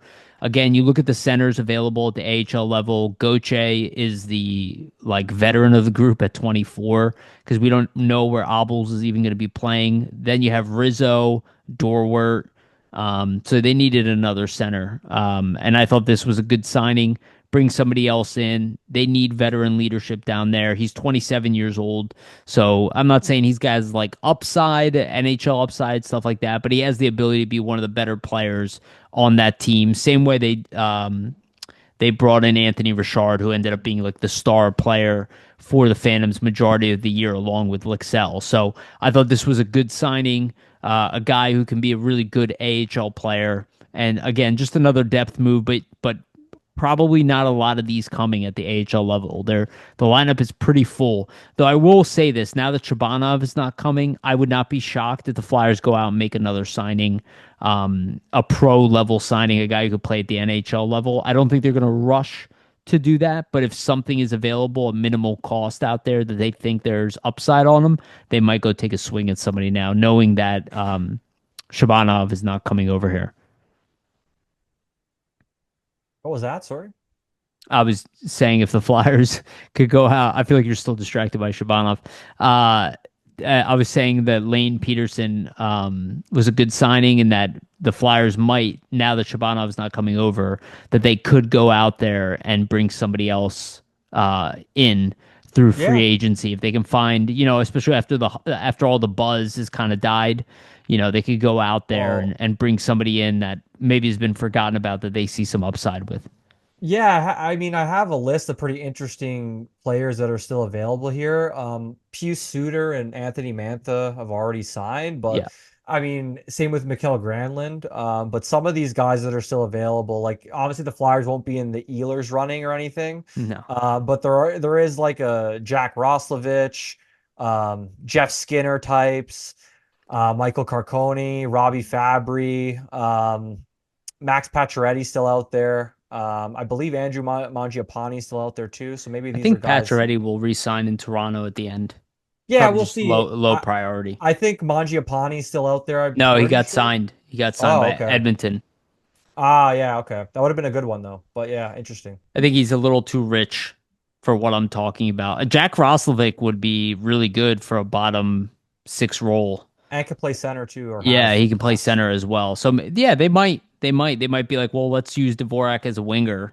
You can. The good thing about a guy like Dvorak is, I'm not saying he should play with Zegras, but when you think about how bad Zegras is on faceoff draws, you Yeah. play Zegras in the middle, Dvorak on the left hand side On because your Forrester. offside, right? On Right. Zegras' offside, you can take the draws or Right, whatever. exactly. He can take a lot of the, especially defensive zone draws, or they can, go to the dominant hand the way that Giroux and Couturier used to do that back in the day. They were like 90% on draws between the two of them when they were out there. So, I think there's an opportunity to bring another veteran in here now, knowing that Shabanov might not go that direction. Having said that, they have several options. We're actually going to get into that now. So, put together a chart. I'm going to share my screen. Okay. I put together a chart and I've been sending it to Vasili kind of nonstop, bugging him with it because I created kind of a full org chart within the organization. And then we're going to go to Puckpedia. Why is this doing this? Okay.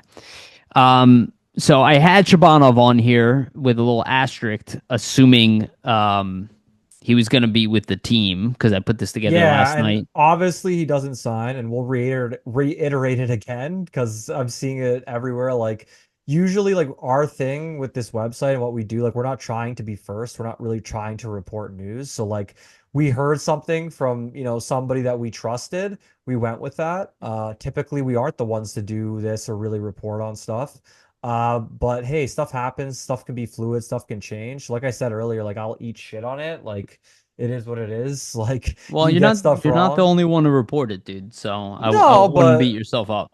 still, like I'm just a person that hey, when you get something wrong, like I can admit that I'm wrong. I don't really Sure. care. So like it is what it is. If you want to say, oh, you lost credibility and you're wrong, well, good. I know I'm wrong, so that's fine. Don't Yeah. worry about it. Well, like we said, we heard the Tyson Forrester news before it broke. We didn't announce it. We actually hear a lot more things And that we we don't announce don't it. publicize. Yeah. But So I guess we hey, made it's a a learning mistake that the experience. It's a one the learning one thing experience. we Yeah, it's a we learning did. experience. The one thing we did, it doesn't work out and it makes us look like shit a little bit. But hey, man, that's life. And like I said, it is what it is. We can own it, so that's Yeah. fine.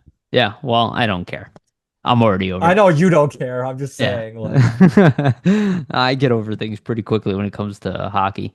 All right, so I put this together again. Maxim Shabanov is still on here. He would have been our number one left wing. This is a full Flyers organizational chart. This is how I personally see it. I threw it by Vasili for his feedback, but I built this myself. But we're gonna adjust this over time.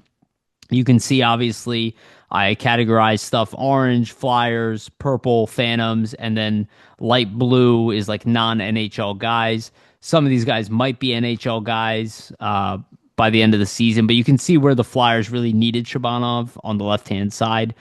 They do have some options out there with, and again, I do prioritize NHL experience. So while it is a depth chart, it's not necessarily a potential chart, right? It's kind of, I take in their potential, their current standing, and how much experience they have. So some of these guys will surpass other people. Like, for example, I don't think Nick Delorier is going to be a better player than Jack Murtaugh, right? Or Murtagh.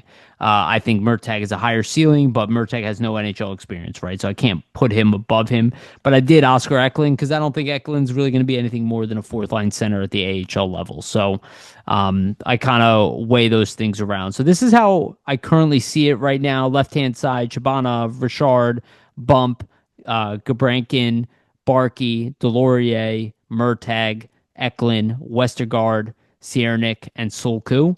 And again, this could change over time. I gave Westergaard the edge over Ciernik, though I'm interested to hear um, the opinion of Steve Kornianos. I want to show him this as well to see what he has to say also. Um, and also, like, centers, like I have Couturier still up top. Kind of started off with Noah Cates above Zegras, and then Vasili we went back and forth a little bit. And he's like, yeah, Zegras should be above Cates. So Zegras, I give the edge because of the offensive production. Though having said that, like, I did struggle with this one a little bit because Cates has been so good defensively, and I really weigh that stuff, especially when you talk about the ability to play against other guys. And he had a better offensive year than Dvorak right underneath them. Luchenko is sitting on the edge there, could eventually take a jump. Then we have Rodrigo Abels. I do have him listed as an NHL level player, though he's kind of a swing guy, so I'm not exactly sure where he'll be this year. There's a chance he'll be in the AHL. There's a chance he'll be in the NHL. I think camp will kind of determine that. Jack Nesbitt's right underneath him. You know, I have him underneath Luchenko right now. We will see how that all pans out. Nesbitt might end up being the better center than Luchenko in the long run. We'll see. I'm still very high on Luchenko. I think Luchenko has first line upside, and I see Jack Nesbitt as like a high end second line center. We'll see. After that, Carson Dorwart, because of his potential, above Jacob Gauthier. He was arguably the best center for the Phantoms last year, but I think Dorwart has a chance to surpass him. So I'm taking his achievements as a young player, his ability to touch the NHL last year. He's also potentially going to make the Flyers this year. I don't bank on that, but that's kind of where I have him. I think Jack Berglund will end up being better than both of them. But again, he's not only did he have an injury this past year, but he hasn't played against men on a regular basis quite yet. He just got to the Allsvenskan League, so we'll see how that goes. Heikki Rahonen right underneath him. And then Matthew Guard below both of them. I think Guard might end up passing Ruhonen in the end. I just think Ruhonen was kind of a steal where he was taken. Again, that's a question I'd love for Steve Kornianos. Cole Knuble right underneath there. He's improved considerably.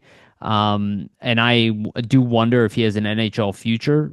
He was a very good NCAA player. J.R. Avon is still there because he's playing a pro level, but my interest or my belief that he will be an NHL player is pretty much diminished at this point. I kind of see him as a potentially a good AHL guy, though he is very young.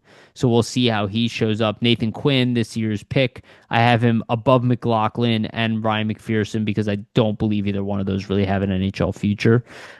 So we will see. Right hand side, Travis Konechny at the top for now. I gave him the edge over Matvey Michkov. I would imagine by the end of the season, though, Michkov will be at the top of this list. I did have Tyson Forrester as 3 above Owen Tippett. I think Forrester's two-way ability and his upward potential to score, plus he outscored Tippett last year. I do think Tippett is the more explosive, dynamic player, but I see Tyson Forrester as a Yeah. potential top-line winger. Forster's not even in his prime yet, right? So he could Right. potentially get it. and develop into even a bigger goal scorer. So we'll Yep. see. Yep. But the injury definitely is a bummer. It's gonna see, yeah, it's such a bummer. Today's a bummer day. What can I say? Then Owen Tippett, then right below them, Porter Martone. He might end up being number two on this list, by this time next year, behind Matvey Michkov. I don't see him being better than Michkov, but I do see him being like a hair below him. Hopefully he can get to Michkov's level. Then we're just, we have to argue who's better. Then it's just a humongous win for the Flyers. Bobby Brink underneath Martone. This might not be fair to Brink, but I have a feeling that Porter Martone is as good as Bobby Brink is today already. So I gave him the edge just off pure upside. There's a good chance he is better than Bobby Brink already. Garnet Hathaway underneath him, that makes sense. Bottom six forward in the league, but a very good one. Sammy Tuomala for now is above Van Sagi. He did have a very good couple of years in the AHL, but the org doesn't seem that high on him, and his two-way abilities in question. So I don't know. Van Sagi got the next in the ringer because he just seems like a surefire NHL type of prospect. Alexis Worst Gen case, fourth line guy, right? So Right, exactly. Alexis Gendron's in there, 20 goal scorer at the AHL level. Don't know what he's going to turn into, but he's going to have a much bigger role with the I'm Phantoms high. this I'm year. high on him. So Yeah, I I think don't I know what to think do with him, to be honest with you, because it's like well, he's like top six or bust, almost like type of guy. basically like with being a seventh round pick, like if he can't score, it'll be about how we can do at the NHL level in terms of scoring. I think he's a guy where if he can't produce enough at the NHL level, he'll probably end up just being like a really good AHL scorer, maybe. So Yeah, yeah, we'll see. Yeah, he could end up being that guy who just scores 40 goals at the AHL level on a regular basis and just can't make the NHL. But we'll see. He's a really good skater and has a ridiculous shot. Devin Kaplan, I gave him the edge because he's a little older than Paltov and Powell. Plus, he does fit a little bit of that Van Sagi mold where he's like an aggressive, bottom six forward with size. I don't know where he's going to end up on this list by the end of the year, but he still has NHL upside. Obviously, touched the NHL last year.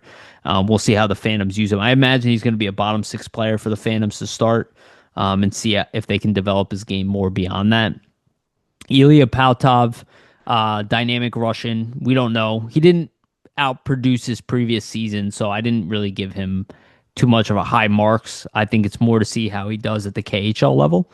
And then Noah Powell, this one I kind of went back and forth. Powell had a excellent, like world tournaments and played better at the OHL level, but also kind of disappointed at college. So we'll see how he does at Arizona State. I'm not entirely sure. And then defense kind of is what it is. I have Sanheim as a left defenseman just because I didn't know what the Flyers were going to do um, with him. He played the right side for the past two seasons, but it's a new coaching staff and he's left-handed. So I just put him in the left side for now.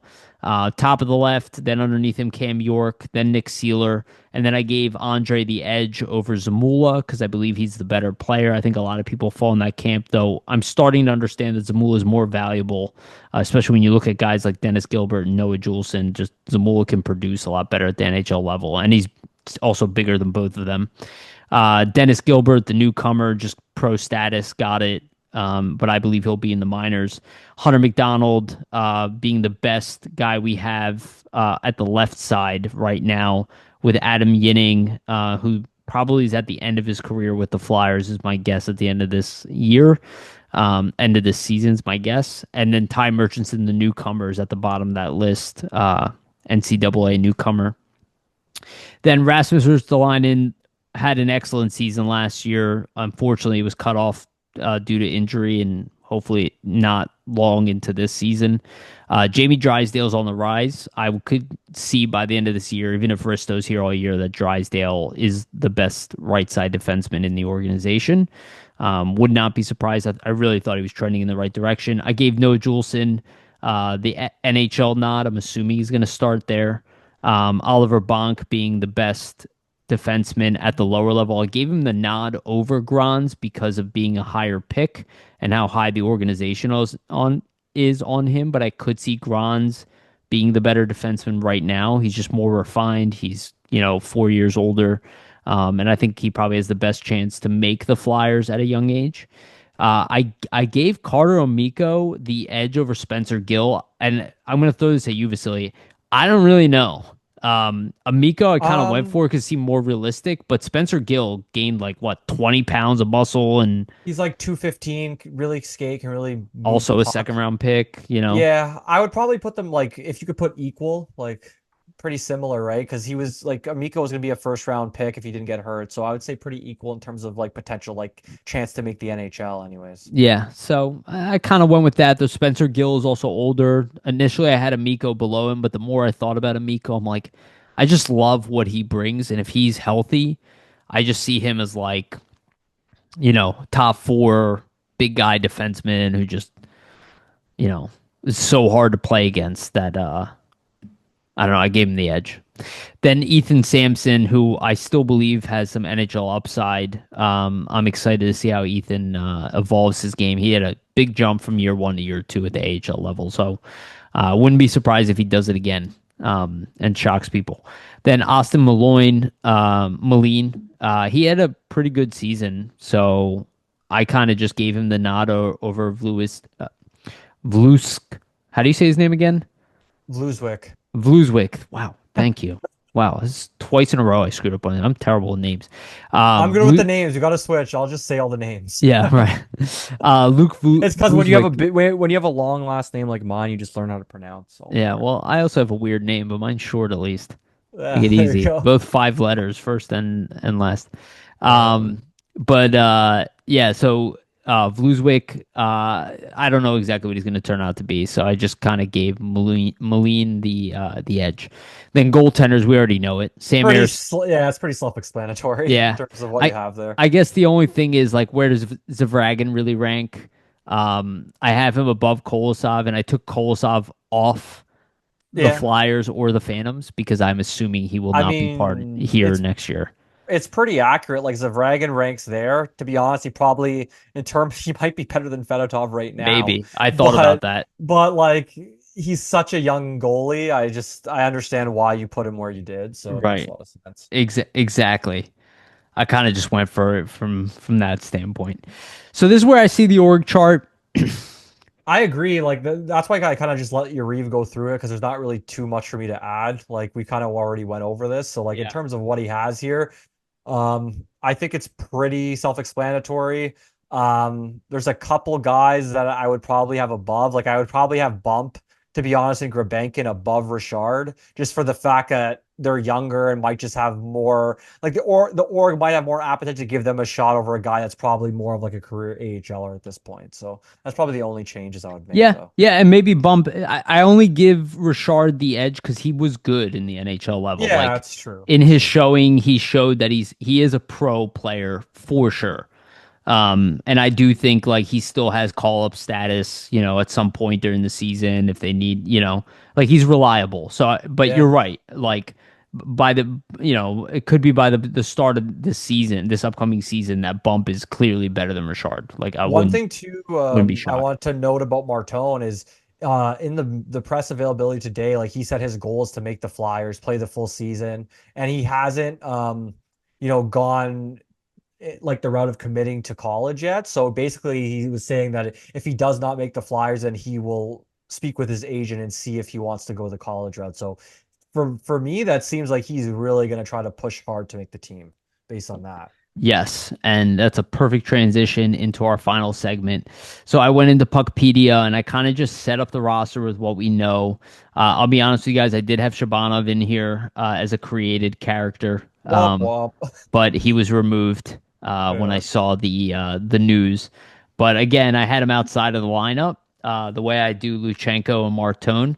But this is something I wanted to point out to people. And one of the things that I noticed, kind of, and what I tend to do is I go like 12 months in the future, and I will tell you, like, I do not see, even if he has a great year, and I called this out on Frost, which by the way, he signed a 2 year extension with Calgary today at 4.5 million. But I called that with Frost. When you're in your RFA status and I can't fully define your position in the organization, you are definitely up for trade. even if Bobby Brink is great, okay, that's great. Then we have an even higher likelihood to get a good return for him. I don't know if for sure they're going to get rid of him. I don't think they're dying to get rid of Bobby Brink. I think they like him, right? And maybe they even think they could play him on the fourth line. But again, he's going to want to raise, right? So he's going to want to raise in a better contract, and if he earns it, you're kind of in a bad position. And the reason you don't know is because of who Vasili was just talking about, which is Porter Martone. Now, Martone could play the left side. Luchenko is also in the mix. But if you have Luchenko in, do you really want him to play bottom line center?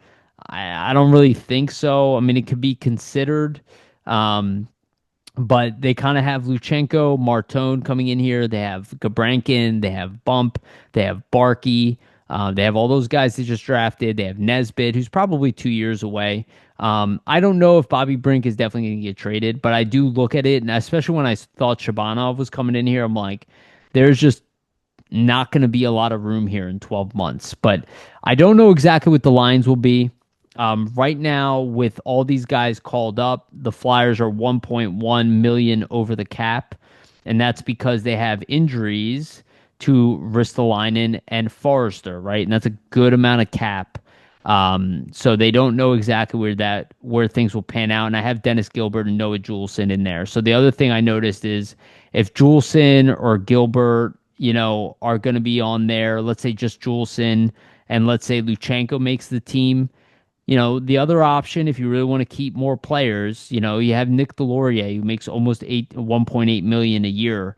That is probably their best way to save on the cap. I don't know if they're gonna, you know, drop him to the minors.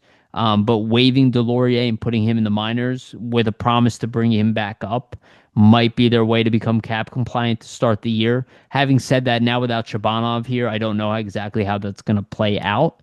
I also have Rodrigo Abels in here. What are your thoughts, Vasily? Yeah, I'm just looking at it and like you look at the left wing depth and pretty thin. So you're thinking, unless they're really giving spots up to the prospects to really earn and potentially earn their keep in their spots here, like maybe a bump and Bank can both make the team, right? If nobody else is signed, just because you have no depth essentially there. So we'll see what happens. I wonder if maybe another kind of wing third line type of depth signing ends up happening just because there is no Shabbanov now and you Yeah, are a little thin on the left that's what. wing. Yeah, But it also could be a chance to, hey, like Bobby Brink move to left wing. Maybe that's how you keep your role on this team potentially, right? Moving ahead. So I'm not too sure exactly what happens.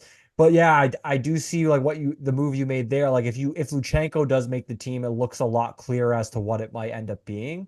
So we'll see what happens. But to your point, if Luchenko makes it, I'm assuming he's going to start as a center. So they're obviously going to probably either move Cates to the wing or maybe Dvorak even to the wing. I'm not too sure what they would do, I don't know but either. it'll be interesting. Like I think Bump's really going to push to make it Martone too. Do they start the do they start with three rookies on this team and with Grabenkin too potentially? I don't know, but he was really really good in the AHL last season and I keep kind of bringing his name up, but I just think that he's a perfect type of third line like fourth line energy player. So this is kind of what you're missing, right? Third line, fourth line type wing. So I wonder if he's a guy as well.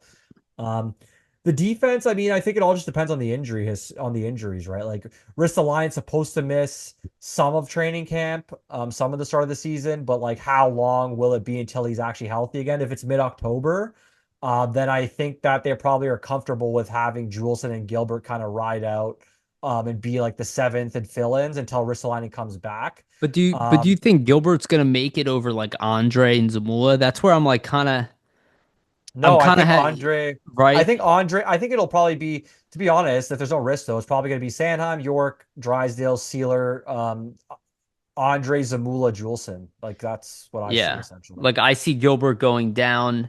Maybe it won't be Martone and Luchenko, right? Maybe it'll be Bump and Gabrankin, right? But let's just assume it's two younger guys who make the roster, right? Yeah. And then Juleson will probably make it because he's a righty. I think he's also a little bit better, and you can see that by the money given. Gilbert was given less money. He was given AHL money, and Juleson was given swing NHL, AHL money at 900K.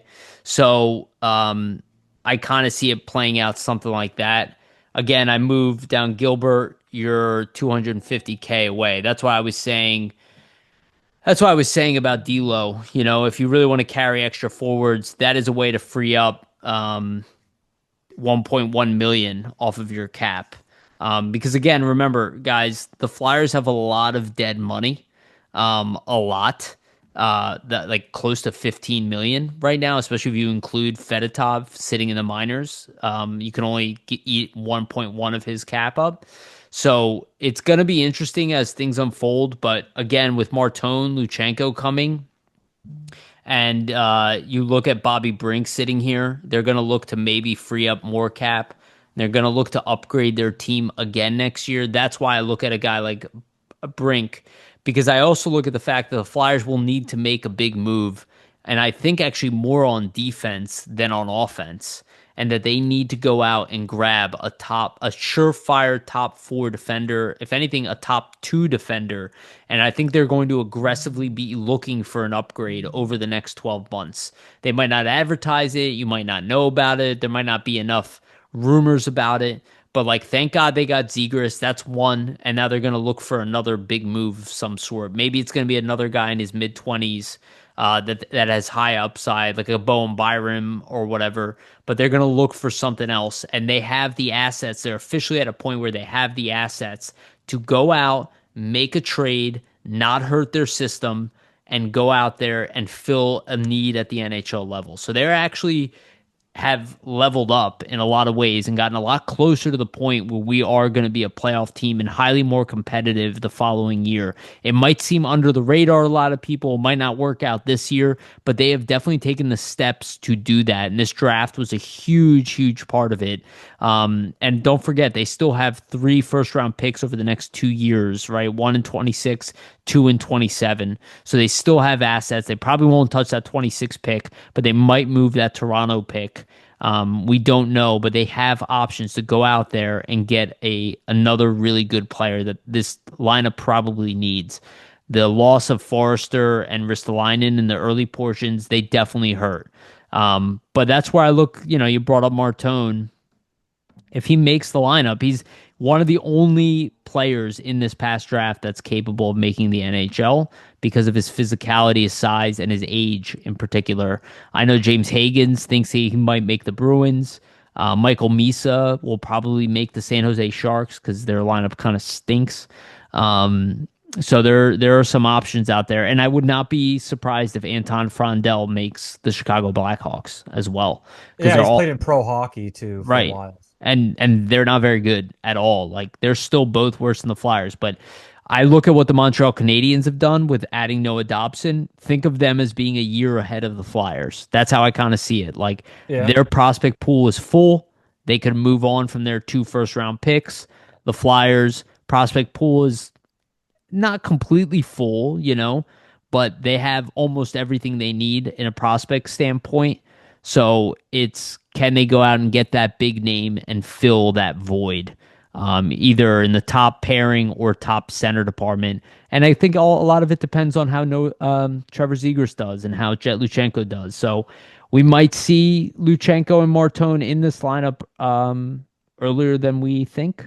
And I think not getting Shabbanov and having Forrester get injured, I think opens up the door to that a lot more. But realistically, there's a good chance that Bump is maybe the most qualified guy. And even now, I have Rodrigo Abels in there, right? Doesn't have to Yeah. be Abels. It could be But Bump, the door is right? open for a lot of guys. Like we're even forgetting Samu Tuamala, who looked like he was knocking on the door, but now with all these other prospects, he's been forgotten essentially. So you don't know if he comes in and impresses. He's been in the org for a while, right? So we'll see. I think, no Shabanov, Forrester injured. You have a potential chance for a lot of different younger players that were in the pool to maybe step up. So we'll see what happens. And I'll say this because I brought this up a little while ago.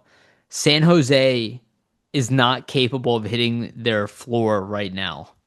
And I brought up Ryan Ellis and moving that contract. That might be a Maybe. lot more Yeah, realistic, maybe. because that $15 million is not even including the Ryan Ellis $6 million contract that's just sitting there not being utilized for LTIR, which they don't want to do this year. So I wonder if a team is going to be more willing to take on Ryan Ellis to hit their floor, especially because the cap is going up again. And if you saw UFA, it's not necessarily a way to fill out your lineup completely and just go out and overpay for all these guys. So I could see a world where maybe San Jose or another team who's trying to just hit the floor while they're tanking. Um, and I will say this, Chicago was ahead of us in the rebuild, and they are no longer ahead of us. And notice how we did not have to tank to do that. Just want to make that clear to people. They do have Bedard, but outside of that, I don't look at their team and go, I'm jealous of them. The only case I think you can maybe say that is San Jose. And I think Greer's done a really good job, but we'll see what happens with Gavin McKenna because that could change everything. Yeah. All right, that's it for us. It's a pretty long episode, almost 2 hours. Vasili, anything you want to leave our audience with? No, just like once again about the Shabbanov stuff, like, we take it on the chin. We'll say that we're sorry. We have sources. They gave us intel. Uh, they haven't been wrong in the past. Things happen. So, like I said, we'll eat it on the chin, and that's life. You have to move on. So that's my message to everybody here. Yeah. Oh, and there's plenty of things to still be excited about. All right. Thank you, everybody, for listening again. We really appreciate all of you. Please like and subscribe. Hit the notification bell for notifications. If you could share our stuff out, that's also a humongous help. For the audio version, go to Spotify and iTunes and give us a rating and a follow as well. That is the best way to support this podcast, and we truly, truly appreciate it. And also, shout out to our sponsors, Jim Steaks at 4th and South. Make sure to get yourself a cheesesteak from Jim's. They have one of the best, if not the best, cheesesteak in Philadelphia. Shout out to Public Summit Adjusters, 215-752-0560. Go to them for your insurance adjustment needs. They will help facilitate the process between you and your insurance company and make sure you get the best claim possible. And shout out to SportsSpider.com. SportsSpider aggregates content from all over the internet, all sports content, but specifically the NHL and the Flyers for you. Our stuff is pinned at the top since we have a partnership. Make sure to check out their site. The link is in the description and of this audio and video of this episode. All right. Thank you all so much. We love you guys. And remember, always stay